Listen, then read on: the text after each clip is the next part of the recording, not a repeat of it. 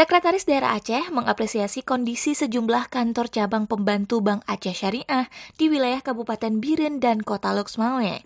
Secara umum, kondisi kantor di wilayah tersebut sudah menjiwai gerakan bereh, yaitu bersih, rapi, estetis, dan hijau.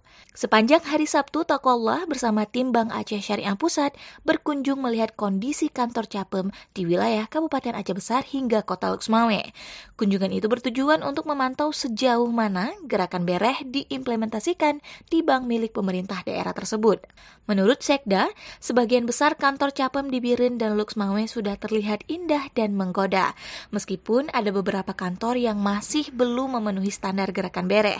Di setiap kantor yang dikunjungi, Sekda menyarankan agar posisi meja teller bank dapat disetarakan dengan tempat duduk tunggu nasabah, sehingga teller dapat melihat dengan baik nasabah yang dilayaninya, begitupun sebaliknya.